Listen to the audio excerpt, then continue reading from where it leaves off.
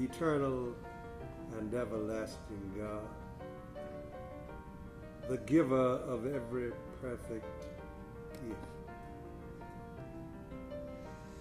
We thank you for the many blessings that you've bestowed upon Dillard University and all those who passed through this place. We give you thanks for the contributions of Billy Ray Hobley, who has touched so many lives known all over the world. We give you thanks for Dr. Williams, Dr. Sutton, who have made their contributions to the betterment of humankind in scholarship and learning. Teach us, O God, to master ourselves. And as we come in celebration this evening, touch us all in a mighty way and help us to realize that only through education can we lift ourselves out of the predicament that we are in. We ask these blessings in the name of the Christ who comes, Jesus the Christ. Amen. Is really the person who exposed me to Dillard University. I knew very little about Dillard University until I met this individual, and I won't identify him. But he talked so much about Dillard and expressed so much love for Dillard that I figured, they're going to fire this guy as president of Mississippi Valley. I'm not going to call his name, but I said, how can this guy work as president of Mississippi Valley? He's talking about Dillard all the time.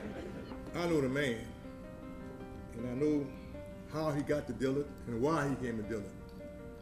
He had offers from many schools to play football, but he wanted to take biology. And he refused the offer to just come play football, son, but Coach Perro said, come to Dillard, you could take biology and play football. And that he did well. I know why he didn't want to go back to Monticello in Lawrence County, Mississippi, because I visited there. And I can see why he didn't want to go back. Ms. Porter selected a girlfriend for me from Beaumont, Texas. And she said, I want you to take her to a Mardi Gras ball. I said, well, I don't have a card and I don't have an invitation. She said, I'll get the invitation. I said, well, the balls are 10 to 2, and you lock the doors of the dorm at midnight on weekends. She said, you peck on my window when you break. But I'm awfully thankful that I came to Dillard. I found my wife here, although I had to wait 2 years to get an enroll to her. She had a boyfriend when I picked her out, but I told my roommate, who was my nephew, I'm going to get that girl. He said, you're crazy. Well, his father was a doctor, sitting here in New Orleans, one of the fullbackers who backed the team. He had a car. He could take it to lunch and at Dookie Chase's. I was hoofing it and didn't have a car. But when he graduated, I had a chance. Herman Williams, son, brother, husband, father, athlete, camperman, coach, and friend. That's Herman Williams. Herman saw value in education.